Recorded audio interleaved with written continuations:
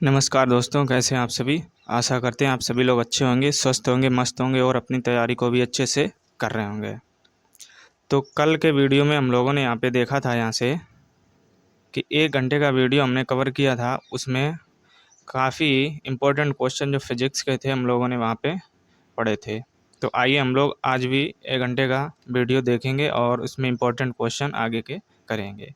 तो यहाँ से सीजीएल 2018 से और अभी तक के जितने भी फिज़िक्स में यहाँ पे क्वेश्चन आए हुए हैं, तो आज हम वही देखेंगे। वीडियो स्टार्ट करने से पहले चैनल पे आप नए आए हैं तो चैनल को भी सब्सक्राइब कर लें और वीडियो अच्छा लग रहा है तो वीडियो को भी लाइक कर देना। तो आज का हमारा पहला क्वेश्चन हो जाएगा, विद्युत चुम्बकत्व विज्ञान की खोज और उसका नामकरण किसने किया।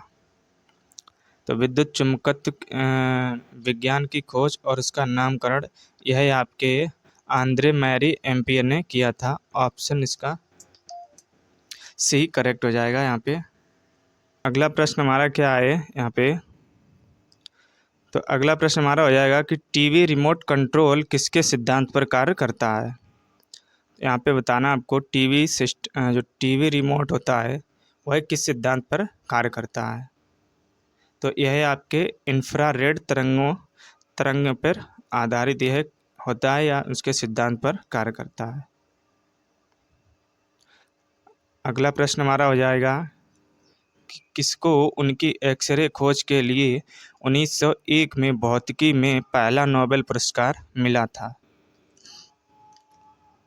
तो आपको बताना इन 4 ऑप्शन में उनका नाम क्या था। तो वह आपके थे विल्हेम रेंटजेन। ऑप्शन वी करेक्ट इसका हो जाएगा। अगला प्रश्न हो जाएगा कि किसने ऊष्मागतिकी के प्रथम 2 नियमों को संहिताबद्ध किया और यह निष्कर्ष निकाला कि ताप का निरपेक्ष शून्य -273.15 डिग्री सेंटीग्रेड है। इसके लिए उन्हें केल्विन तापमान स्केल के नामकरण के साथ सम्मानित किया गया। तो इसका राइट आंसर ऑप्शन सी हो जाएगा, विलियम थॉमसन थे। अगला प्रश्न हमारा हो जाएगा कि यहाँ पे पृथ्वी की ऊष्मा से प्राप्त ऊर्जा को क्या कहा जाता है।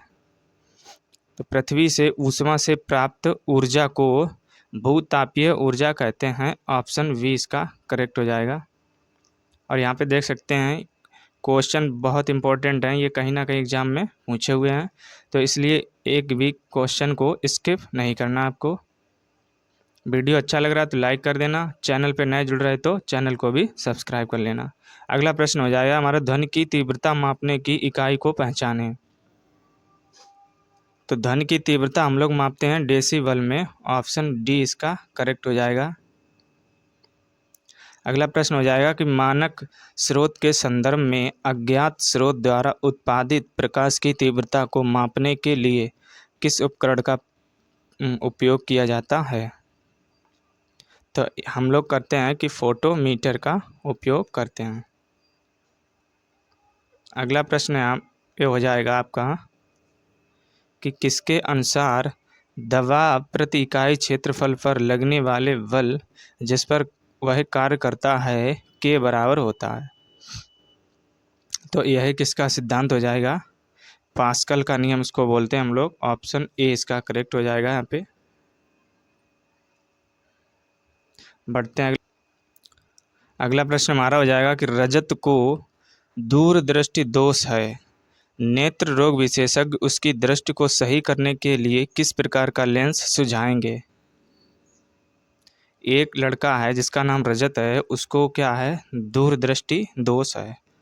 तो जब वह नेत्र रोग विशेषज्ञ के पास गया तो वह किस लेंस का यूज करेगा। तो वह हो जाएगा कॉन्वेक्स लेंस। यहाँ पे ऑप्शन ए इसका करेक्ट हो जाएगा।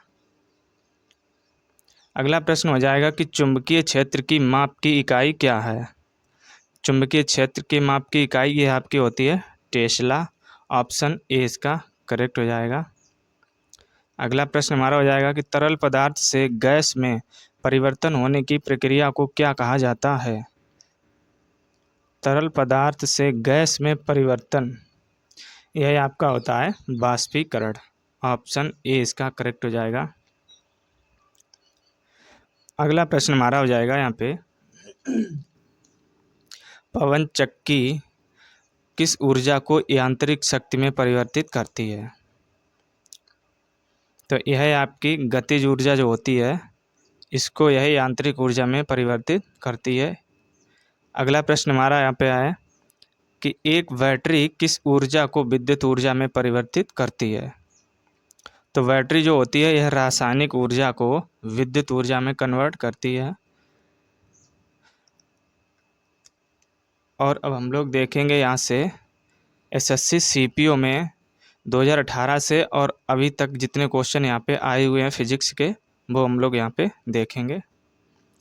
पहला यहाँ पे हो जाएगा, प्रकाश के वर्ड क्रम लाइट ऑफ स्पेक्ट्रम की व्याख्या सबसे पहले किसने की थी? तो यहाँ पे प्रकाश के वर्ड क्रम इसकी व्याख्या सबसे पहले की थी आपकी आइजैक न्यूटन ने। ऑप्शन वी इसका करेक्ट यहाँ पे हो जाएगा। अगला प्रश्न देखते हैं यहाँ पे, मनुष्य के लिए ध्वनि की श्रव्य सीमा है। तो यहाँ पे बताना मनुष्य कितनी श्रव्य सीमा सुन सकता है?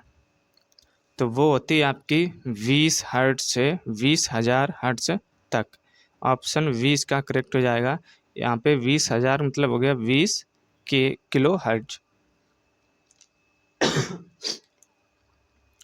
अगला प्रश्न हमारा हो जाएगा यहाँ से, आकाश किसके कारण नीला दिखता है? तो यह आपके प्रकाश के प्रकीर्णन के कारण नीला दिखाई देता है। अगला प्रश्न हमारा हो जाएगा यहाँ से, समतल सतहों पर पानी की बूंदें हमेशा गोल आकार क्यों लेती हैं? ऑप्शन आपका ए दे रखा, गुरुत्वाकर्षण के कारण। ऑप्शन बी है हवा में बंबर धारा की उपस्थिति के कारण। और ऑप्शन सी है कि अणुओं द्वारा सतहों के खिंचाव के दबाव के कारण। ऑप्शन डी हो जाएगा पर्यावरणीय दबाव के कारण। तो इसमें आपका राइट आंसर हो जाएगा ऑप्शन सी, अणुओं द्वारा सतहों के खिंचाव के दबाव के कारण। ऑप्शन सी इसका करेक्ट हो जाएगा। अगला प्रश्न है कि वाटर हीटरों में प्रयुक्त कॉइल बनाने के लिए किस तत्व का उपयोग किया जाता है? तो वह आपका होता है निक्रोम या नाइक्रोम। ऑप्शन डी इसका करेक्ट हो जाएगा। अगला प्रश्न हमारा है कि किस कारण से टिंडल प्रभाव होता है? तो यहाँ पे टिंडल प्रभाव का आपको कारण बताना है। तो वह होता है प्रकाश के फैलाव के कारण। ऑप्शन सी इसका करेक्ट हो जाएगा। अगला प्रश्न हमारा हो जाएगा कि कार्बन डेटिंग में एक कमजोर अणु C14 विकृत होकर किसमें परिवर्तित होता है? तो वह आपके EN14 में परिवर्तित होता है। ऑप्शन सी इसका करेक्ट हो जाएगा। अगला प्रश्न हमारा हो जाएगा कि विद्युत प्रतिरोध की SI इकाई की पहचान करें। तो विद्युत प्रतिरोध की इकाई होती है ओम। ऑप्शन सी करेक्ट हो जाएगा। अगला प्रश्न है, विद्युत चुम्बकत्व की खोज किसने की थी? तो विद्युत चुम्बकत्व की खोज यह आपके हैंस क्रिश्चियन ओयरस्टेड ने की थी। ऑप्शन ए इसका करेक्ट हो जाएगा। अगला प्रश्न हो जाएगा कि किस तापमान पर लोहा पिघलता है? तो लोहे के पिघलने का तापमान कितना होता है टेम्परेचर? यह आपके होता है 1538 डिग्री सेल्सियस। 538 डिग्री सेल्सियस होता है। अगला प्रश्न हमारा हो जाएगा यहाँ से कि लोहा लगभग कितने डिग्री सेल्सियस पर उबलता है? रिपीट क्वेश्चन है ये। तो अभी हम लोगों ने यहाँ से देखा था ऊपर,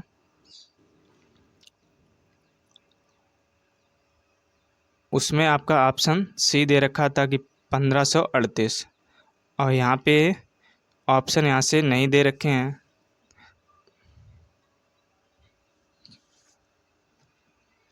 तो यहाँ पे आंसर आपका क्या हो जाएगा? तो इसमें भी ऑप्शन सी आपका यहाँ पे करेक्ट कर लेना। इसको काट के यह आपका हो जाएगा 1500 38। तो इसमें भी आपका हो जाएगा। अगला प्रश्न हमारा हो जाएगा यहाँ से कि ध्वनि किससे नहीं गुजर सकती है। आपको बताना है कि यहाँ से ध्वनि किससे नहीं गुजर सकती है। तो जो हमारा खाली स्थान होता है वहाँ से ध्वनि नहीं गुजर सकती है। खाली स्थान में से आपका हो जाएगा निर्वात। अगला प्रश्न हमारा हो जाएगा कि निम्नलिखित में से कौन सा उपकरण इंफ्रारेड किरणों को मापता है। तो इंफ्रारेड किरणों को वोलोमीटर यह मापता है। ऑप्शन डी इसका करेक्ट हो जाएगा। अगला प्रश्न हमारा हो जाएगा कि निम्नलिखित में से किसमें ओडोमीटर होता है। तो ओडोमीटर का यूज हम लोग गाड़ी में करते हैं। जो मीटर आपका होता है उसी को हम लोग ओडोमीटर बोलते हैं। चलिए अगले प्रश्न की ओर बढ़ते हैं हम लोग। अगला प्रश्न हमारा हो जाएगा कि इनर्शिया किसके आनुपातिक है। तो यहाँ पे बताना इनर्शिया किसके आनुपातिक है। यह आपके होती है द्रव्यमान के आनुपातिक। ऑप्शन वी इसका करेक्ट हो जाएगा। अगला प्रश्न है कि ओम का नियम कहता है कि, यहाँ पे बताना है कि ओम का नियम, ये जो चार ऑप्शन दे रखे हैं यहाँ पे फार्मूला जो दे रखे हैं, तो ओम का नियम किस फार्मूले पे आधारित है। यह आपका होता है विद्युत करंट बराबर होता है वोल्टेज बटे अवरोध। ऑप्शन सी इसका करेक्ट हो जाएगा। तो विद्युत करंट बराबर हो जाएगा वोल्टेज अपान अवरोधक। अगला प्रश्न हमारा हो जाएगा कि निम्नलिखित में से चुंबकीय क्षेत्र की ताकत की इकाई क्या है। तो चुंबकीय क्षेत्र की इकाई हम लोग जानते हैं ये होती है टेस्ला। ऑप्शन ए इसका करेक्ट हो जाएगा। और अब हम लोग देखेंगे यहाँ से CHSL 2017 से और अभी तक के जो भी इम्पोर्टेंट क्वेश्चन पुटअप हुए हैं या आए हुए हैं एग्जाम में, हम लोग वही पढ़ने वाले हैं यहाँ से।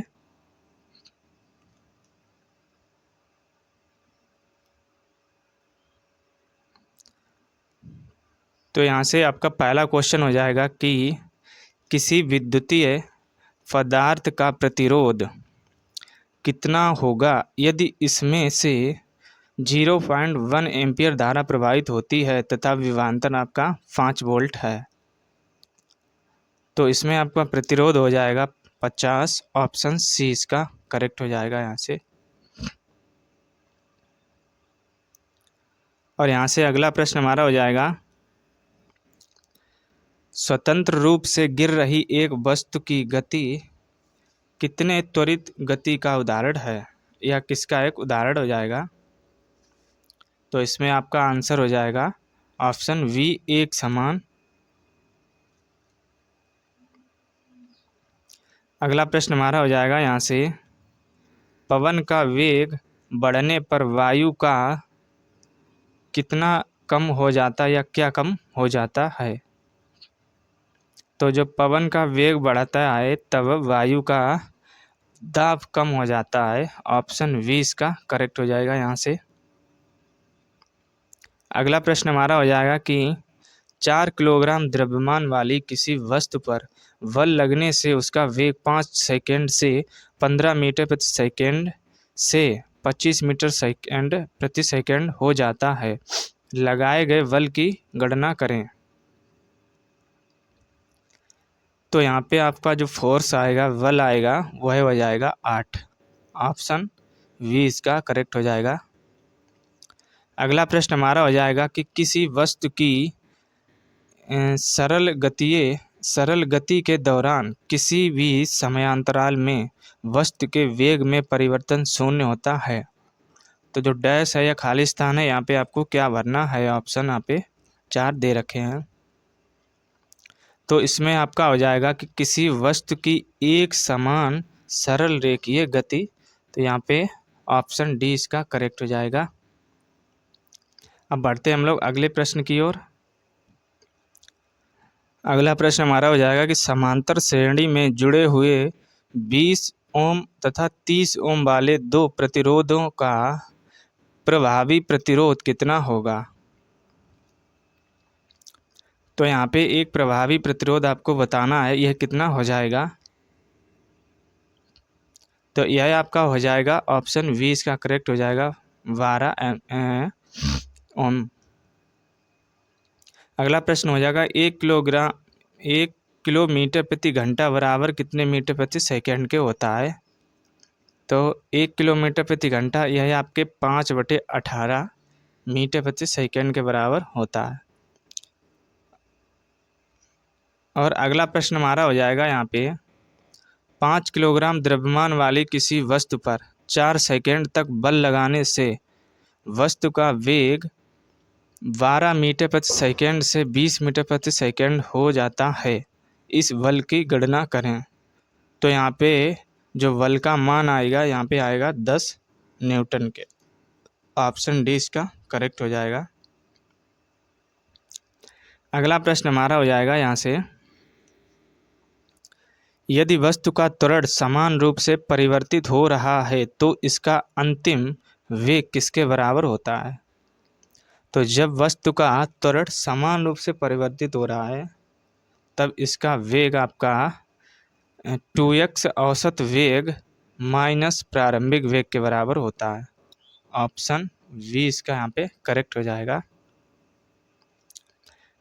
अगला प्रश्न भी हमारा यहाँ पे न्यूमेरिकल दे रखा है कि किसी तार का प्रतिरोधक ज्ञात करें जिसकी लंबाई 8 मीटर और अनुप्रस्थ काट का क्षेत्रफल 2 वर्ग सेंटीमीटर तथा यह तार जिस पदार्थ का बना है उसकी प्रतिरोधकता यहाँ पे 120 ओम दे रखी है।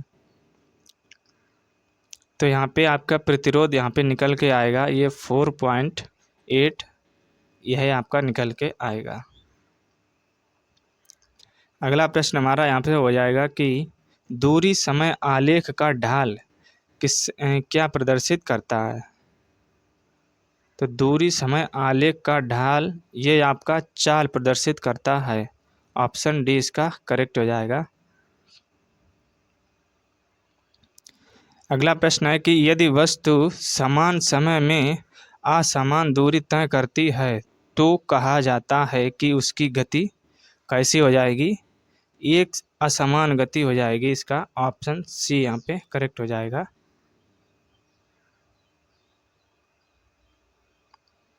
तो यहाँ पे एक अगला न्यूमेरिकल दे रखा है तो इसमें हम लोग देखते हैं कि किस बल्ब का शक्ति सीमांक क्या होगा। यदि इसमें से 0.3 एम्पियर की धारा प्रवाहित की जाती है तथा विभवांतर आपका है 240 वोल्ट तो यहाँ पे शक्ति सीमांक मान आपका हो जाएगा 72। ऑप्शन डी इसका करेक्ट हो जाएगा यहाँ से। तो अब हम लोग देखेंगे आगे CGL 2017 से अभी तक यहाँ से किस तरह के फिजिक्स के क्वेश्चन आए थे। तो यहाँ से आपका पहला क्वेश्चन यहाँ से हो जाएगा मृदा में जल तनाव मापने के लिए प्रयोग किए जाने वाले यंत्र को क्या कहा जाता है। तो यहाँ पे इस यंत्र का आपको नाम बताना है। जल तनाव मापने के लिए जो तनाव मापी यंत्र का यूज हम लोग करते हैं। ऑप्शन डी इसका करेक्ट हो जाएगा यहाँ से। अगला प्रश्न है कि केल्विन किसके मापने की एक इकाई है। तो हम सबको पता है केल्विन हम लोग यहाँ पे टेम्परेचर मापते हैं, ताप मापते हैं। ऑप्शन डी इसका करेक्ट हो जाएगा। अगला प्रश्न है कि बल का एसआई मात्रक क्या है। तो बल का एसआई मात्रक यह आपका होता है न्यूटन। ऑप्शन सी इसका करेक्ट यहाँ पे हो जाएगा। अगला प्रश्न हमारा आ जाएगा कि निम्नलिखित में से कौन सा एक ऊष्मा परिचालक है, यह गलत या बुरा ऊष्मा परिचालक है। तो यह आपका हो जाएगा शीशा। ऑप्शन सी इसका करेक्ट हो जाएगा। अगला प्रश्न हो जाएगा कि प्रतिध्वनि सुनने के लिए न्यूनतम दूरी कितनी होनी चाहिए। तो यह आपके होगी मिनिमम 17 मीटर की। प्रतिध्वनि सुनने के लिए आपकी 17 मीटर की दूरी होनी चाहिए। अगला प्रश्न हमारा हो जाएगा यहाँ से एक श्याम पट्ट रंग में काला क्यों दिखाई देता है। तो इसमें आपका आंसर हो जाएगा वह सारे रंग अवशोषित करता है। ऑप्शन डी इसका करेक्ट हो जाएगा यहाँ से। अगला प्रश्न आ पा रहा है, वह मीटर जो वाहन द्वारा तय की गई दूरी को मापता है उसे क्या कहा जाता है? तो वाहन की दूरी को मापने के लिए हम लोग पथ मापी का यूज करते हैं। ऑप्शन 20 का करेक्ट यहाँ पे हो जाएगा। अगला प्रश्न हमारा, दाब के एसआई मात्रक को क्या कहते हैं? तो दाब का एसआई मात्रक आपका होता है पास्कल। ऑप्शन सी इसका करेक्ट यहाँ पे हो जाएगा। अगला प्रश्न है कि दर्पण जैसे चिकने पृष्ठ से होने वाले परावर्तन को क्या परावर्तन कहते हैं? तो यहाँ पे ये 4 ऑप्शन दे रखे हैं, इनमें आपको करेक्ट आंसर बताना है। तो दर्पण जैसे चिकने पृष्ठ से होने वाले परावर्तन को नियमित परावर्तन कहते हैं। ऑप्शन ए इसका करेक्ट यहाँ पे हो जाएगा। अगला प्रश्न हमारा क्या है, प्रतिरोध को मापने की इकाई बताइए। तो प्रतिरोध को मापने की इकाई आपकी होती है ओम। यहाँ पे ऑप्शन ए इसका करेक्ट हो जाएगा। अगला प्रश्न हमारा हो जाएगा, गैलीलियो के गिरते शरीर के नियम को और किस नाम से जाना जाता है? तो हम लोग यह न्यूटन का पहला नियम भी इसको कहते हैं। ऑप्शन 20 का करेक्ट हो जाएगा। अगला प्रश्न हमारा है कि निम्नलिखित में से कौन सा यंत्र धातु पट्टियों के अंदर के तापमान को मापने के लिए सबसे उचित है? तो यहाँ पे आपका करेक्ट आंसर हो जाएगा पायरोमीटर। अगला प्रश्न हमारा हो जाएगा, निम्नलिखित में से कौन से यंत्र का प्रयोग आर्द्रता को मापने के लिए किया जाता है? तो हम लोग आर्द्रता को मापने के लिए आर्द्रता मापी का यूज करते हैं। तो यहाँ पे ऑप्शन जो दे रखे हैं इसमें आपका करेक्ट आंसर ऑप्शन वी हो जाएगा। अगला प्रश्न हमारा हो जाएगा कि निम्नलिखित में से कौन एक सदिश मात्रा नहीं है? तो यहाँ पे जो गति है आपकी, ये आपकी सदिश मात्रा नहीं है। तो इसमें आपका आंसर हो जाएगा ऑप्शन डी। अगला प्रश्न देखते हैं हम लोग कि शुद्ध जल किस तापमान पर जम जाता है? तो यहाँ पे शुद्ध जल आपको, और वो भी आपको फ़ारेनहाइट में बताना है। तो यह आपके 32 फ़ारेनहाइट पे जम जाता है। अगला प्रश्न हमारा हो जाएगा कि निम्नलिखित में से सूर्य तथा पृथ्वी के से विकिरित ऊष्मा के अवशोषण के लिए सबसे आवश्यक क्या है? तो इसमें आपका आंसर हो जाएगा कार्बन डाइऑक्साइड। ऑप्शन ए इसका करेक्ट हो जाएगा। अगला प्रश्न हमारा हो जाएगा, निम्नलिखित में से कौन एक अदिश या सदिश मात्रा नहीं है? तो यहाँ पे एक सदिश मात्रा नहीं है, तो यह आपकी नहीं है। ऑप्शन 20 का करेक्ट हो जाएगा। विद्युत धारा आपकी एक सदिश मात्रा नहीं है, यानी सदिश राशि नहीं है। अगला प्रश्न हमारा हो जाएगा कि वाहनों को सुरक्षित मोड़ लेने के लिए आवश्यक केंद्रीय बल प्रदान करने हेतु किसी घुमावदार सड़क के बाहरी किनारे को आंतरिक किनारे से ऊपर करने की प्रक्रिया को क्या कहते हैं? तो यह हम लोग कहते हैं ढालू सड़क या सड़क की बैंकिंग। ऑप्शन आपका ए करेक्ट हो जाएगा। अगला प्रश्न हमारा हो जाएगा कि जब प्रकाश किसी किनारे या किसी दरार से गुजरती है तो किसकी वजह से मुड़ जाती है? तो यहाँ के ऑप्शन हो जाएंगे ये 4 सामने। तो इसमें आपका करेक्ट आंसर ऑप्शन सी हो जाएगा, विवर्तन के कारण। Option C correct. अगला प्रश्न हमारा हो जाएगा कि मरुस्थल में मरीचिका या मृग तृष्णा बनने का मुख्य कारण क्या है? तो आपका पहला दे रखा है प्रकाश का अपवर्तन, और ऑप्शन देखते हैं हम लोग। ऑप्शन बी यहाँ पे हो जाएगा प्रकाश का प्रतिबिंब। ऑप्शन सी प्रकाश का पूर्णांतरिक प्रतिबिंब। ऑप्शन डी हो जाएगा प्रकाश का अपवर्तन तथा पूर्णांतरिक प्रतिबिंब दोनों। तो इसमें आपका आंसर हो जाएगा यही डी ऑप्शन। अगला प्रश्न हमारा हो जाएगा कि स्वतंत्र रूप से लटके हुए लकड़ी के एक ढांचे में कील ठोंकना कठिन होता है, कौन सा नियम इस कथन पर समर्थन करता है? तो यही आपका नियम जो होता है, यह न्यूटन का तीसरा नियम आपका हो जाएगा, जिसे हम लोग क्रिया प्रतिक्रिया का नियम कहते हैं। अगला प्रश्न हमारा हो जाएगा यहाँ से, निम्नलिखित में से कौन सा विद्युत चुंबकीय तरंगों का गुण नहीं है? तो ये जो 4 ऑप्शन दे रखे हैं, इसमें बताना है कि विद्युत चुंबकीय तरंगों का गुण नहीं है। तो इसमें जो विद्युत चुंबकीय तरंगें व्यतिकरण तथा विवर्तन नहीं दिखाती हैं, तो यही आपका एक गलत हो जाएगा यहाँ से। तो इसमें आपका आंसर यही हो जाएगा, क्योंकि हमें गलत यहाँ पे बताना था, तो यही गलत हो जाएगा। अगला प्रश्न हमारा हो जाएगा कि सामान्यतः उत्तल दर्पण का प्रयोग किसमें होता है? तो उत्तल दर्पण का प्रयोग हम लोग करते हैं पश्चदर्शी दर्पण में। ऑप्शन डी इसका करेक्ट हो जाएगा। अगला प्रश्न हमारा हो जाएगा कि आवृत्ति का ईसाई मात्रक क्या है? तो यहाँ पे आवृत्ति का मात्रक जो होता है उसे बोलते हैं हर्ट्ज। ऑप्शन डी इसका करेक्ट हो जाएगा। अगला प्रश्न है कि किसमें प्रकाश की गति सर्वाधिक होती है या है? तो इसमें आपका जो निर्वात होता है, इसमें आपकी गति सर्वाधिक होती है। अगला प्रश्न हमारा हो जाएगा कि विद्युत धारा का एसआई मात्रक क्या है? तो विद्युत धारा का एसआई मात्रक एम्पियर होता है। ऑप्शन सी इसका करेक्ट हो जाएगा। अगला प्रश्न हमारा हो जाएगा कि यदि पश्च दृश्य देखने वाले दर्पण में वस्तुएं बड़ी तथा उल्टी दिखाई देती हैं, तो किस प्रकार के दर्पण का प्रयोग किया गया है? तो यह आपका दर्पण हो जाएगा अवतल दर्पण।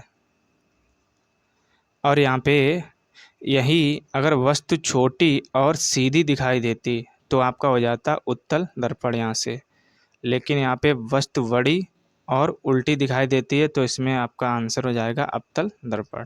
तो ये आपको याद रखना है। अगला प्रश्न हमारा हो जाएगा यहाँ से, साबुन का बुलबुला किसके कारण गोलाकार प्राप्त कर लेता है? तो यही आपके पृष्ठ तनाव के कारण गोलाकार हो जाता है। ऑप्शन सी इसका करेक्ट हो जाएगा। अगला प्रश्न हमारा हो जाएगा कि ऊपर से देखने पर पानी का टैंक उथला क्यों दिखाई देता है? तो यहाँ पे कौन सा नियम आपका हो जाएगा? तो अपवर्तन के कारण वह उथला दिखाई देता है। ऑप्शन 20 का करेक्ट हो जाएगा। अगला प्रश्न हमारा है कि लाल तथा हरे रंग के मिश्रण को कौन सा रंग प्राप्त होता है? पहला ऑप्शन हो जाएगा हल्का नीला, ऑप्शन बी हो जाएगा पीला, और ऑप्शन सी आपका हो जाएगा श्वेत, और ऑप्शन डी हो जाएगा स्लेटी। तो यहाँ पे जो ऑप्शन बी आपका पीला है, यही करेक्ट आंसर इस क्वेश्चन का हो जाएगा। तो ऑप्शन 20 का करेक्ट हो जाएगा। निम्नलिखित में से किस स्थान पर एक वस्तु का भार सर्वाधिक होता है? तो आपको बताना है 4 ऑप्शन में किस स्थान पर वस्तु का भार मैक्सिमम होता है। तो यह आपके ध्रुव रेखा पर सर्वाधिक भार होता है। अगला प्रश्न है कि तापमान का एसआई मात्रक क्या है? तो यह आपका होता है केल्विन। ऑप्शन ए इसका करेक्ट हो जाएगा। विद्युत मोटर किस ऊर्जा को यांत्रिक ऊर्जा में बदलता है? तो यह आपके विद्युत मोटर विद्युत ऊर्जा को यांत्रिक ऊर्जा में परिवर्तित करता है, यह याद रखना है। अगला प्रश्न हमारा हो जाएगा, प्रकाशीय तंतु निम्नलिखित में से प्रकाश के किस सिद्धांत पर कार्य करता है? तो इसमें आपका आंसर हो जाएगा पूर्ण आंतरिक परावर्तन। ऑप्शन डी इसका करेक्ट हो जाएगा। अगला प्रश्न है कि हमारा निम्नलिखित में से ध्वनि स्वर मान को कौन निर्धारित करता है? तो ध्वनि को निर्धारित करता है, यह आपकी आवृत्ति होती है। ऑप्शन 20 का करेक्ट हो जाएगा। अगला प्रश्न हमारा हो जाएगा कि कौन सी घटना प्रकाश की कण आवृत्ति को दिखाती है? तो इसमें आपका आंसर सी हो जाएगा प्रकाश विद्युत प्रभाव। ऑप्शन सी करेक्ट हो जाएगा। अगला प्रश्न हमारा हो जाएगा ध्वनि की तीव्रता का मात्रक क्या है। ध्वनि की तीव्रता का मात्रक आपका हो जाएगा डेसिबल। ऑप्शन ए इसका करेक्ट हो जाएगा। अगला प्रश्न है कि नीले तथा हरे रंग के मिश्रण से कौन सा रंग प्राप्त होता है।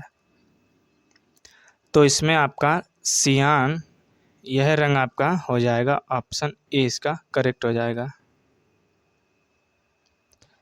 अगला प्रश्न हमारा हो जाएगा कि एक गेंद को लंब पूर्वक से ऊपर फेंके जाने पर उसकी चाल के दौरान निम्नलिखित में से कौन सी भौतिक मात्रा अचर रहती है।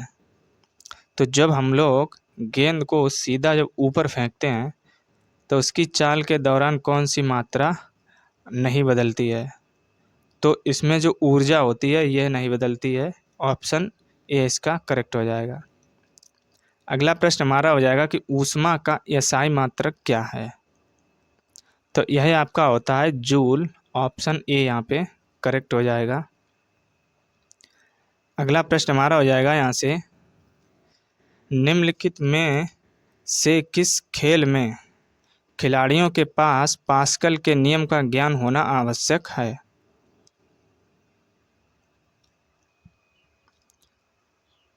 तो इस तरह यहाँ से आपके कंप्लीट होते हैं यहाँ से फिजिक्स के इम्पोर्टेंट जो क्वेश्चन थे थ्योरेटिकल, वो हम लोगों ने यहाँ पे 2 वीडियो में 2 पार्ट में कवर करे हैं। बात बाकी क्वेश्चन आपके यहाँ पे न्यूमेरिकल टाइप के दे रखे हैं। तो न्यूमेरिकल आपको जब ही लग पाएंगे जब आपको फार्मूला याद रहेंगे। तो थ्योरी से रिलेटेड जो भी यहाँ से क्वेश्चन पुटअप होते हैं तो वो हम लोगों ने यहाँ से कर लिए। तो आई थिंक आप लोग समझ गए होंगे और ये 2 पार्ट बहुत इंपॉर्टेंट हैं। तो इनको वीडियो को बार बार आपको देखना है, इन्हीं को रिवाइज करना है। चलिए फिर अगले वीडियो में हम लोग मिलते हैं। तब तक के लिए जय।